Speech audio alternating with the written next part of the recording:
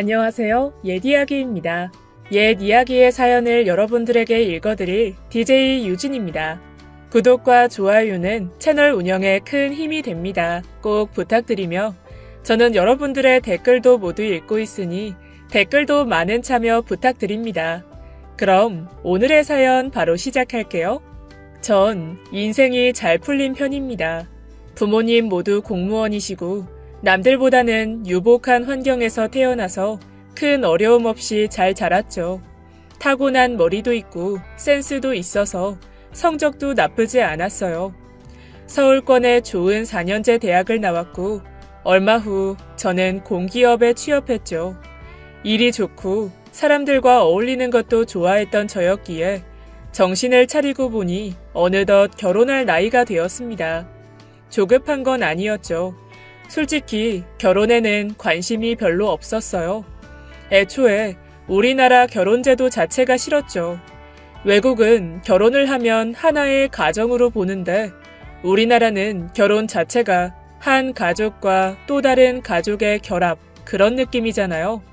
서로 각자의 집도 챙겨야 되고 상대의 집까지 챙겨야 하는 그런 이상한 관습이 싫었습니다. 친구들에게 이런 말을 하면 너무 곱게 자라서 그런다고 타박을 하기는 하더라고요. 하지만 모두 제가 이상하다고 하는 그 부분이 어떤 의미인지 이해는 한다고 했죠. 그래서 저는 부모님의 말씀 중에 유일하게 결혼 하나는 절대 듣지 않았습니다. 넌 대체 누굴 닮아서 그래? 너 이제 40 되면 누가 거들떠나 볼 것 같아? 후회하지 말고. 어머니, 왜 이렇게 강압적으로 하세요? 어머, 어머니? 넌 내 속을 뒤집을 때마다 존댓말 하더라. 어디서 그런 못된 짓을 배웠어? 속 터져. 내 친구들은 벌써 손자보고 한다는데, 왜 재촉을 해? 아예 알아서 어른이 갈까? 그리고 그 집 가서 손자 보면 되잖아. 생각도 없다는데 굳이 결혼을 왜 해? 내가 언제 친구네 손자 보고 싶대? 같이 거들지는 못할 망정 그저 딸이라면 평생을 끼고 사시려고 그러시냐고요. 봐, 엄마도 아빠한테 갑자기 존대하잖아. 시끄러. 선 봐. 무조건 선 보라고. 안 된다. 절대. 내 눈에 흙이 들어가도. 흙 진짜 넣어요 나? 딱 30 중반이 넘어가자 어머니는 다급해지기 시작했죠. 날짜가 임박한 우유처럼 빨리 후딱 처리하려고 했습니다. 1+1으로 끼워 팔 생각까지 하는 듯 했죠. 저도 성화에 못 이겨 선자리는 몇 번 나갔어요. 그런데 정말 조건, 능력, 학벌, 집안을 기준으로 보는 선, 그것도 저와 비슷하거나 많은 남자들은 편의점에서 마지막까지 남은 도시락처럼 형편없었어요. 아마도 그 남자도 그렇게 생각하겠죠. 자신 정도면 훨씬 어리고 예쁜 여자를 만날 수 있다고 말하는 사람이 10명 중 8명이었으니까 말입니다. 아마 나머지 2명은 속으로 생각했겠죠. 결국 저는 소중한 주말 하루를 선보는 일에 쓰게 되었습니다. 쓸데없이 고급스럽고 더럽게 비싼 커피숍. 이미 그곳에는 저와 같은 처지의 사람들이 어색하고 가식적으로 허허 웃고 있었죠. 전 새 옷을 입고 머리를 길게 늘어뜨린 채 자리에 앉았습니다. 나이는 39살. 부모님의 사업을 이어받아 운영하고 있다는 8대2 가르마를 한 넓적한 얼굴을 가진 남자였죠. 최고급 시계를 끼고 외제차 키를 보란듯 테이블 위에 올려둔 채로 저와 가볍게 악수를 나눴어요. 처음 그 사람을 보는 순간 알게 되었습니다. 오늘도 일찍 돌아가서 어머니의 폭풍 잔소리를 듣게 될 거라는 걸. 망했구나 싶었어요. 여자의 직감은 놀랍도록 적중하기도 하고요. 혹시 연봉이 얼마예요? 그러는 그쪽은 얼만데요? 벌만큼은 법니다. 저도 벌만큼은 벌어요. 부모님은 교육자시던데 왜 혼자서 회사를 다니시죠? 그쪽은 부모님이 물려주신 거 그대로 하셔서 이해를 잘 못하시나 보네요. 개성이라는 거죠. 어린 나이도 아니고 예의가 너무 없는 거 아닌가요? 이런, 제가 실수했네요. 너무 솔직했다. 그죠? 전 씩 웃고는 바로 정색했죠. 맞선 남은 저를 못마땅한 시선으로 보더니만 자리에서 일어났습니다. 기록이었죠. 5분 정도 만에 끝이 난 건 처음이었어요. 조금 더 여기서 버티다가 가야겠다고 생각하고 의자 뒤로 몸을 편하게 누웠죠. 그런데 뒤에 있던 사람의 머리를 치고 말았습니다. 전 벌떡 일어나서 죄송하다고 사과했죠. 그런데 어떤 남자가 굉장히 느끼하고 부드럽게 웃어주더라고요. 그리고는 일어나서 손을 내밀었습니다. 전 눈을 크게 뜨고 있다가 저도 모르게 악수를 받아줬죠. 그게 지금의 제 남편과의 첫 만남이었습니다. 남아있던 커피를 고스란히 들고 자리를 합석하게 되었죠. 뭔가 굉장히 이상했지만 나쁘지 않은 그런 기분이었습니다. 저 38살이고 직업은 정신과 의사예요. 어머, 선생님. 안 그래도 한 번은 찾아갈까 했는데. 그 사람이 저를 보고 픽 웃음을 터뜨리더라고요. 일단 얼굴 합격. 전 36살이고 공기업에 다니고 있어요. 알고 있습니다. 저를 아세요? 사실 아까 뒤에서 하시던 이야기들 들었거든요. 저는 그 바로 전에 여자에게 차였는데 재밌어서 저도 모르게 듣게 됐어요. 아이, 너무 솔직했다. 그쵸? 저를 흉내내는 그 사람의 재치에 저도 웃어버리고 말았습니다. 저희는 꽤 오랜 시간 동안 대화를 나눴어요. 생각도 잘 통하고 제 이야기도 잘 들어줬죠. 거의 상담을 가깝기는 했지만 뭔가 고해성사를 한 것처럼 속이 시원하게 풀리더라고요. 주제는 제가 선을 볼 수밖에 없는 어머니의 행패와 아버지의 유별난 자식 사랑이었습니다. 아니, 어떻게 외동들한테 밥을 안 줘요? 그걸로 어머니가 협박을 하고 전 그게 무섭고 제가 선을 보잖아요? 그럼 또 아버지가 서운해하고 어머니는 눈에 자꾸 뭘 뿌리겠다고 하고 이상하죠? 제가 듣기로는 굉장히 화목한 가족 같은데요. 그야 그렇게 불행한 편은 아니죠. 근데 딱 35살 넘어가고부터 좀 심해요. 결혼을 하시면 되지 않을까요? 근데 선생님은 멀쩡하게 보이시는데 왜 아직 결혼을 안 하신 건가요? 일이 좋아서요. 뭐 딱히 결혼에 관심도 없었고 이제 관심이 생겨서 나오게 된 거고 오늘이 첫 번째. 아, 초보시구나. 그럼 오늘 만난 여자분은? 자꾸 저한테 수익을 물어보시고 하셔서 뭐 신뢰가 되는 질문이라고 했더니 화를 내시더라고요. 전 안타까운 표정을 지어 보였죠. 에이, 그건 선생님이 잘못하셨네. 선은 그게 기본적인 질문이거든요.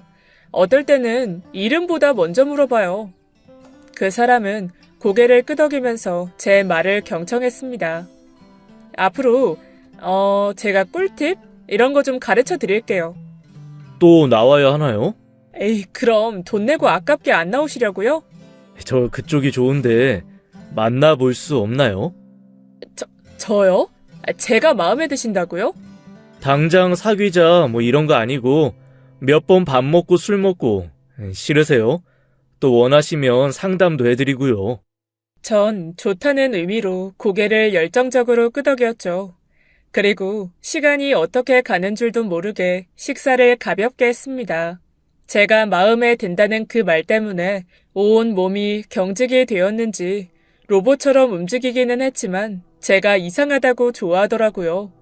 아무래도 정신과 의사의 특유의 직업병? 그런 것 때문에 비정상적인 거에 강하게 끌리는 걸지도 모른다는 강한 의심이 들었습니다. 저녁 11시가 다 되어서 도착한 집은 난리가 났죠. 아버지는 배신자를 보는 듯한 눈빛으로 저를 보고 계셨고 어머니는 제 손을 잡고는 감동 어린 시선으로 저를 보셨습니다. 뭐야? 잘 된 거니?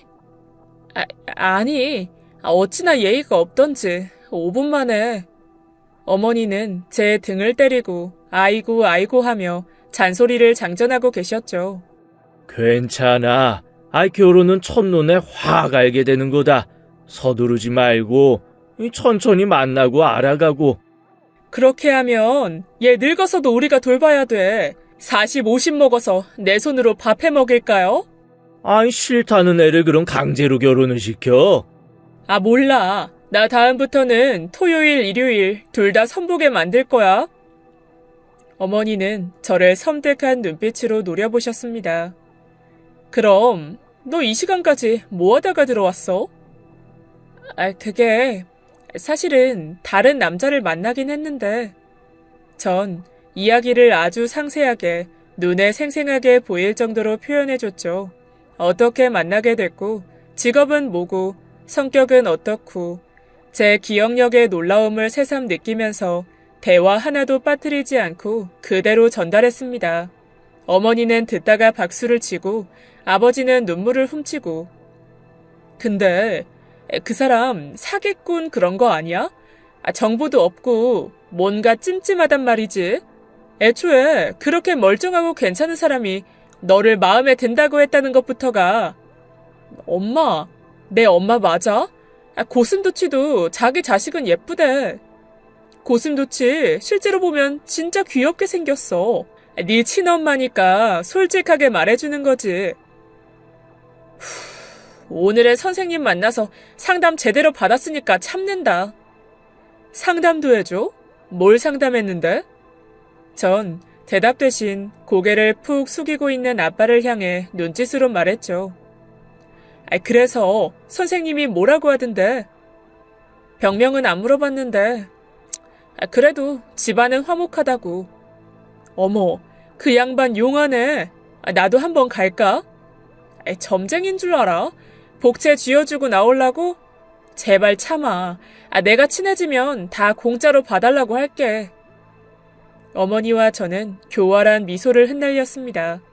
그 뒤로 몇 번 더 만나게 되었어요. 다정하고 매너 있고 좋았죠. 그런데 만나면 만날수록 저희 집이 너무 기운다는 느낌을 받았습니다. 부자 중에 부자, 땅 부자. 여동생 하나와 부모님이 가족의 구성원이었죠. 하지만 남편만 따로 떨어져서 혼자 살고 있다고 했습니다. 결혼 전에 독립을 해보는 것도 나쁘지 않겠다고 생각했다고 하더라고요. 만난 지 반년 만에 결혼 이야기가 나왔지만 자신이 없었습니다. 제 조건이나 부모님의 나쁘지 않은 재력 탓에 누군가 반대를 한다는 걸 상상해 본 적이 없었기 때문이죠. 만약 반대를 한다고 하면 성격을 걸고 넘어질 순 있겠지만요. 그리고 나이도 걸리긴 하죠. 혹시 결혼하면 병원을 따로 차려줘야 한다거나 지참금이 몇 억이 된다거나 뭐 그런. 부모님이 퇴직하려면 아직 멀었는데 퇴직금도 없고. 남편은 그 말에 배를 잡고 웃었습니다. 결혼하는데 왜 돈이 필요해요? 와, 선생님 세상 물정 모르네. 결혼은 현실입니다. 저도 무슨 말인지 알아요. 근데 그건 조건을 볼 때 하는 말이니까요. 난 직업이 의사인데 돈이 없다. 넌 돈이 있고 직업은 별거 없다. 이렇게 거래를 할 때 필요한 거잖아요. 그거야 그렇죠. 뭐 맞긴 하네. 근데 전 돈도 있고 직업도 좋은데 왜 병원을 차려달라고 해요? 분점 4개요? 정신건강의학과 2호점 뭐 이렇게? 필요 없다고요. 조금 재수없게 들리기는 하는데 뭐 멋지기도 하네요. 그냥 저만 믿고 결혼합시다. 그거면 돼요. 결혼을 약속하고 저희 집 말고 먼저 남편의 집에 허락을 받으러 갔죠. 최대한 저희 두 부모님을 보여주는 걸 뒤로 미루고 싶었습니다. 집에 있는 옷 중에 제일 불편하지만 가장 비싼 옷을 입고 과일 바구니를 들고 찾아갔죠. 하지만 제 옷이 부끄럽게 느껴질 정도로 엄청난 부자 동네라는 게 훤히 눈에 보였습니다. 담장이 너무 높아서 내부가 아예 보이지도 않았지만 목이 아플 정도로 높은 담장부터 저를 주눅들게 했죠. 커다란 대문이 열리고 문을 하나 더 통과해서도 한참을 걸어 올라가야 하는 그런 곳이었습니다. 잘 관리가 된 천연 잔디가 넓은 마당으로 쫙 펼쳐져 있었어요. 제가 만약 강아지라면 혀를 빼고 한 번쯤 미친 듯이 달려보고 싶을 정도였죠. 내부로 들어가자 관리인이 문을 열어주고 안쪽에는 또 다른 아주머니가 남편의 겉옷을 받아주었습니다. 제게도 손을 내밀기에 저도 뭔가 벗어줘야 할 것 같았죠. 하지만 흰 블라우스에 치마뿐이라 아래? 아니면 위? 뭘 벗으라는 거지? 하며 단추를 풀었다가 닿았다 했습니다. 그러자 제게 작은 목소리로 알려주더라고요. 가방. 네, 그래요. 여기. 제법 자연스러웠습니다. 안으로 들어서니 인자해 보이는 두 분이 저를 환한 미소로 반기셨고 새침해 보이는 어린 여자도 있었어요. 남편의 여동생이었습니다. 어색하게 인사하고 자리에 앉았는데 갑자기 긴장감이 확 돌더라고요. 돈 봉투를 준다거나 하면 받을까? 얼마가 들었을까? 물을 뿌리고 주실까? 아니면 뿌리기 전에 주실까? 그런 잡다한 생각이 머릿속을 뒤집고 있었습니다. 이야기는 많이 들었어요. 부모님은 교육자시고. 네. 할아버지가 교장 선생님이셨고 부모님 모두 초등학교 교사입니다. 시아버지는 곁에서 고개만 끄덕이셨죠. 성격이 밝고 싹싹하다고 하던데 말투부터 느껴지네. 좋아요. 결혼 준비는 저희 쪽에서 다 알아서 할게요. 전 깜짝 놀랐습니다. 뭔가 필요하신 거라든가, 혼수 같은 거는... 혼수? 저도 자식 결혼은 처음이라 그런 게 필요한지는 모르겠네요. 그리고 어차피 신혼집으로 들어가면 리모델링 해야 할 텐데 번거롭게 하지 말고 그냥 업체에 맡기는 걸로 하죠. 원하는 디자인이 있으면 따로 전달하면 될까요? 전 그럼 돈을 어디로 입금하면... 시어머니께서는 정말 귀엽다는 듯이 절 보고 웃으셨죠. 이렇게 귀한 딸 주시는데 혼수는 필요 없어요. 결혼식장, 웨딩드레스 일체 저희가 다 지불할게요. 차라리 그 돈으로 사돈 해외여행을 보내드리는 건 어떨지 한번 생각해 보는 건 좋겠네요. 대신 그 예쁜 마음만 받는 걸로 할게요, 아가씨. 봐요. 두 분 마음에 쏙 드실 거라고 했죠? 시댁에 처음 다녀온 날, 전 그대로 뻗어버렸습니다. 그리고 다음 날이 되어서 저희 부모님께도 사실을 알렸죠. 어머니와 아버지의 눈은 3배로 커졌습니다. 궁궐 같은 집이며 여러 명의 도우미, 관리인들이 상주하고 있는 것부터 예단이며 혼수 이야기까지 해드렸죠. 사기꾼 아닌 거야? 그럼 진짜라고? 병원에 전화해서 알아봤다니까. 직접 가보기도 했어 내가. 사기 아니라고 몇 번을 말합니까? 이 딸바보 서방님아. 왜 그런 거 있잖아. 도서관 가면 똥 마려운 거. 그 집에 들었었을 때 딱 똥이 마렵더라고. 네가 개야. 무슨 영역 표시를 하려고. 생각해보니까 그 집 잔디마당에서 엄청 달리고 싶기도 했어. 전생에 혹시 내가 그 집에 살던 개였던 건가? 어머니는 결국 제 머리를 한 대 치셨습니다. 에이구, 어디서 이런 철딱선이 없는 게. 너 그런 곳이 더 무서워. 몰라? 부잣집에 시집간 여자들 막 영어로 대화하고 그러면서 따시킨다고 그러잖아. 엄마, 그래도 나 영어 듣기는 기가 막히게 잘하거든. 말은 못해도. 한국식 주입교육의 실패작이랄까? 하여튼 걱정 마. 듣기 실력은 내가 절대로 녹슬지 않는다고. 그렇고 말고. 여보, 이런 밖에 내놓으면 창피한 딸을 어떻게 보내? 이런 우려와 걱정 속에서도 전 당당하게 결혼식을 했죠. 누구나 꿈을 그리는 근사한 결혼식이었어요. 모든 게 최고급이어서 제 친구들은 놀라서 입이 떡 벌어질 정도였죠. 최고급 요리와 인류 요리사들이 그 자리에서 음식도 만들어줬습니다. 친구들은 영원히 그곳에서 살고 싶다고 했어요. 저를 꼭 닮은 친구들을 보고 창피했지만 나름 굉장히 뿌듯하기도 했습니다. 친구들 중에 가장 늦게 결혼을 했지만 제가 최후의 승자라면서 치켜 세워줬거든요. 야, 신랑 얼굴도 평균 이상이고 키도 크고 매너도 좋고 심지어 엄청난 부자야. 근데 왜? 왜 너를? 내가 뭐 어때서? 성격도 좋고 재밌고 또... 알겠다. 네가 워낙 특이한 애라서. 실험? 그런 목적으로 결혼을 하는 거 아닐까?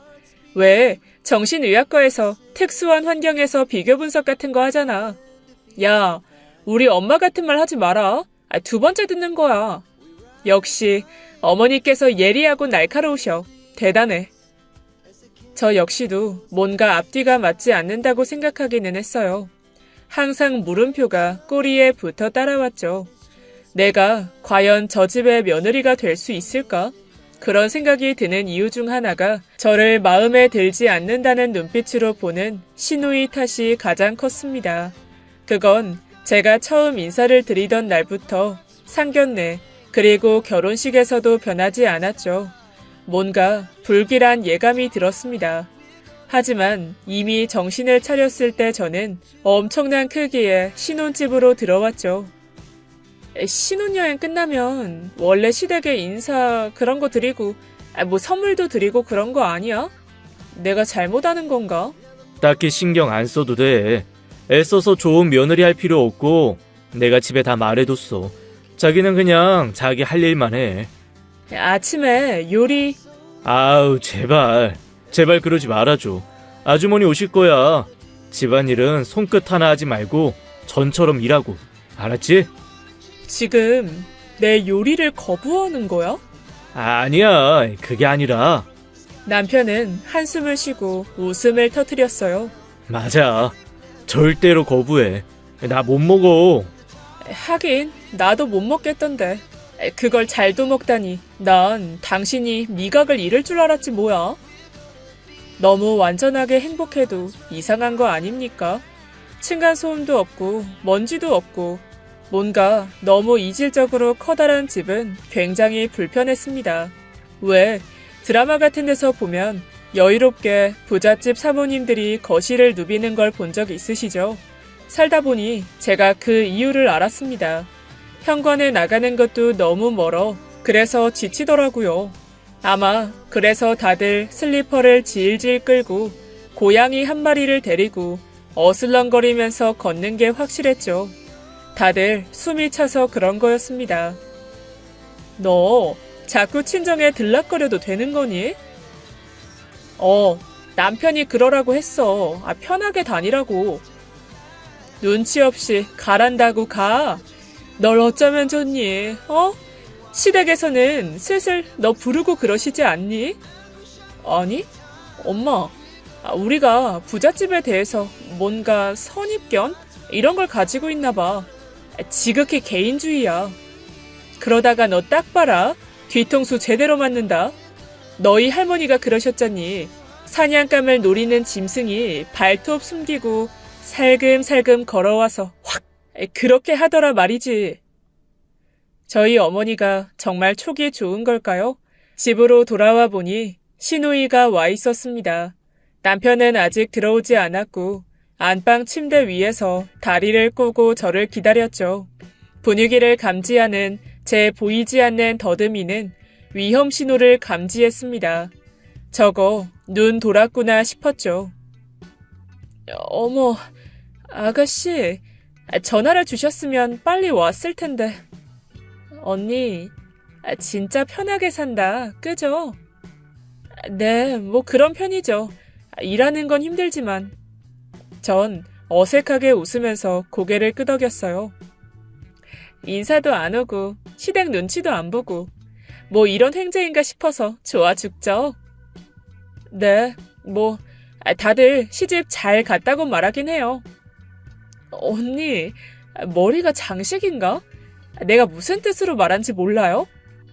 참자. 저는 이를 악물고 다시 미소를 보였죠. 집으로 와요. 와서 일 좀 해. 며느리 노릇해야죠. 아, 그리고 나 온 거 오빠한테 말하진 마세요. 촌스럽게. 오빠랑 나 사이 안 좋거든. 집안에 분란 만들지 말자고요. 그러죠, 아가씨.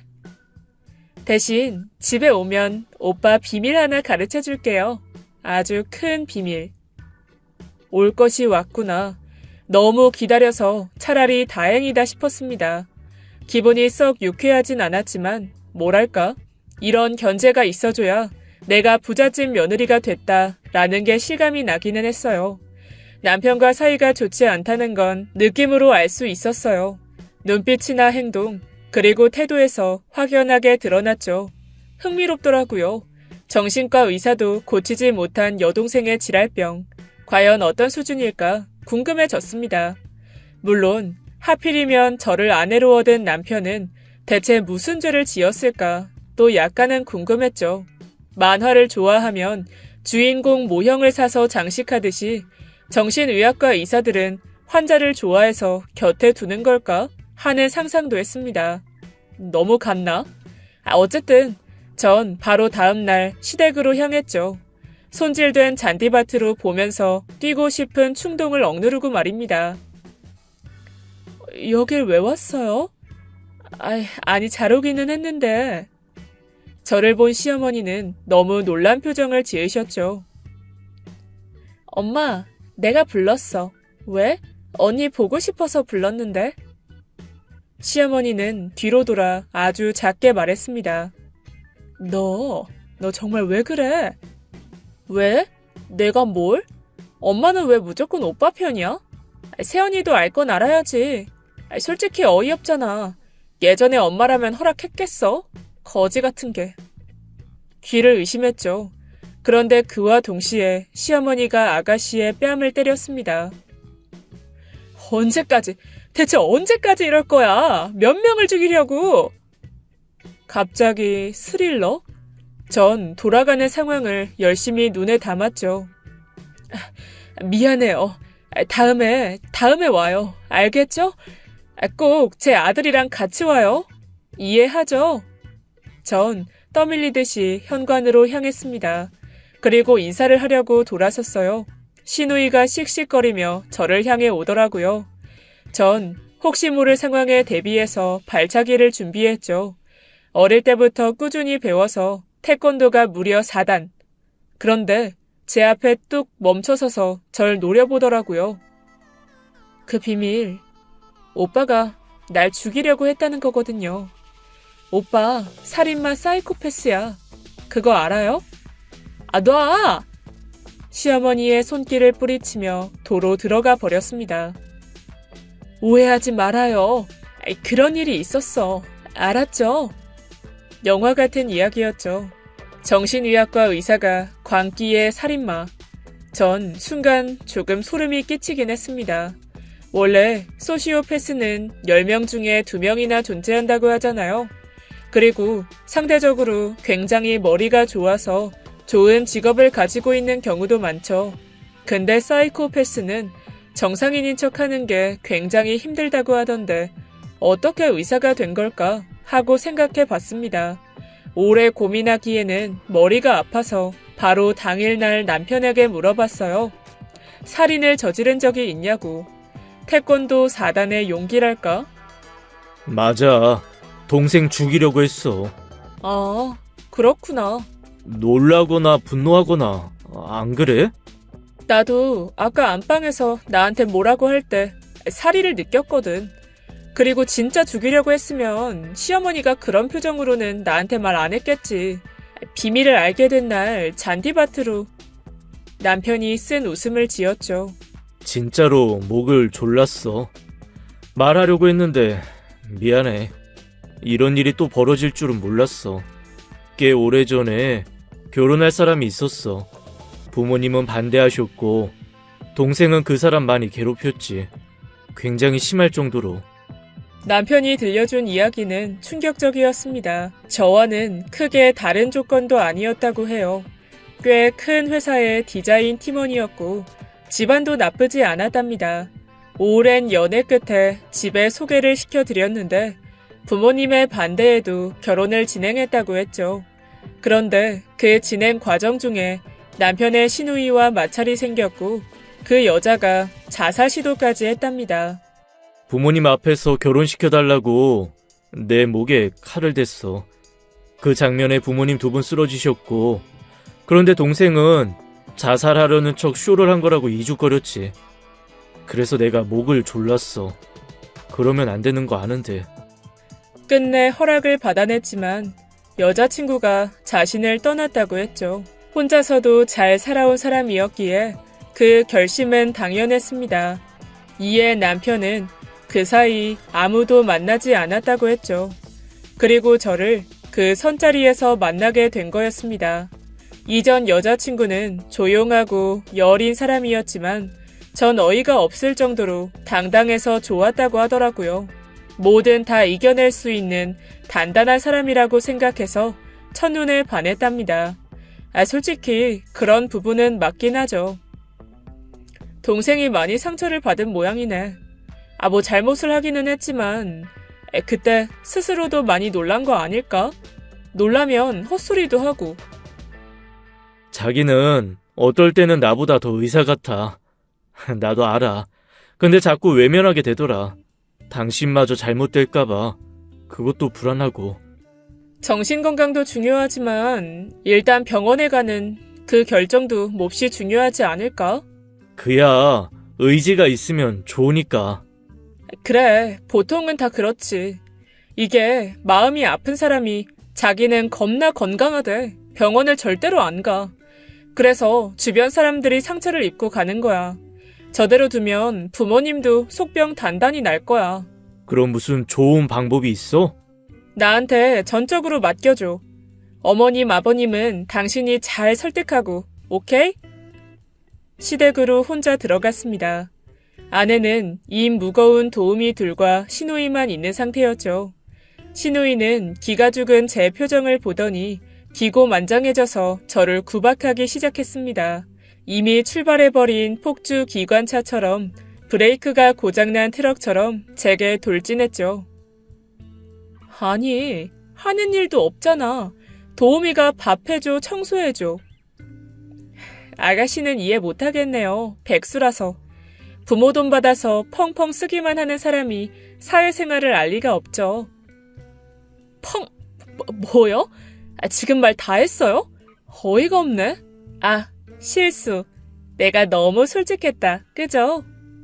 이런 정신 나간. 제게 뺨을 날리려던 시누이의 손을 잡아서 뒤로 꺾었습니다. 지나가던 도우미가 소리를 꽥 지를 정도였죠. 전 신경 쓰지 말고 지나가라고 고개를 까딱 해보였어요. 눈치 빠른 도우미는 씩 웃으면서 총총 지나갔습니다. 시누이는 소리를 미친 듯이 질렀죠. 너 내가 만만해 보여? 널 구해줄 사람은 여기 아무도 없어. 병원에 갈래? 아니면 나랑 있을래? 치료받을래? 아니면 나랑 밥 먹을래? 딱 이렇게 둘. 4개 중에 골라. 이 언니 미쳤나봐. 놔. 이거 안 놔? 남편과 시부모님이 돌아오는 저녁이 되었을 때 그들의 눈앞에 보이는 건 잔디밭을 달리고 있는 저와 시누이였습니다. 자고로 건강한 육체에 건강한 정신이 깃든다고 하루 종일 밥 먹고 싸고 놀고 하니까 머릿속에 다른 사람을 괴롭히고 싶다는 욕망에 사로잡힌다는 그런 아주 논리적이고 과학적인 제 판단이 만들어낸 결과였죠. 그렇게 딱 한 달 동안 전 시누이를 길들였습니다. 치료를 받는 조건으로 제 얼굴을 2번 다시 보기 싫다고 했지만 어림없는 소리였죠. 표현은 안 하지만 시누이도 마음을 열고 저를 조금씩 받아들이는 게 보였거든요. 저희 부모님은 저에게 제정신으로 할 수 없는 끔찍한 짓을 했다면서 경악하십니다. 하지만 매일 달리기를 하는 잔디마당을 구경하고 싶어 하셨죠. 시어머니는 저를 생각보다는 마음에 들어 하십니다. 시아버지는 저를 좋아해야 할지 말아야 할지 헷갈리는 듯 했고요. 상관없습니다. 제 신조가 바로 누구나 나를 좋아할 순 없다 거든요. 이런 생각이 맨 밑바탕에 깔리면 바로 저처럼 되는 겁니다. 누구에게나 호불호라는 게 있는데 피곤하게 나를 좋아해달라고 노력할 필요는 없다고 생각해요. 제 이런 성격은 단점도 많지만 반대로 장점도 많습니다. 아직까지 전 결혼 생활이 나쁘진 않아요. 조만간 저희 부모님과 함께 잔디밭도 달릴 예정이고 저희 남편도 함께 하기로 했습니다. 시누이도 꼭 함께 달려줄 거라고 믿어요. 늘 나의 정신세계를 궁금해하는 남편 너무 사랑하고 나를 시집 보내고 더 걱정하는 엄마 아빠 진심으로 사랑하고 저를 존중해주려고 해주시는 시부모님 잔디밭 망쳐서 죄송하고 툴툴거리지만 어딘지 어설픈 악당 아가씨 때려서 미안하고 이혼 당할까 걱정하는 내 친구들 나 부잣집에 시집왔다. 너무 솔직했다. 그죠? 지금까지 예디야기였습니다. 끝까지 함께해주신 여러분 진심으로 감사드리며 전 내일 이 시간 다시 돌아올게요. 감사합니다.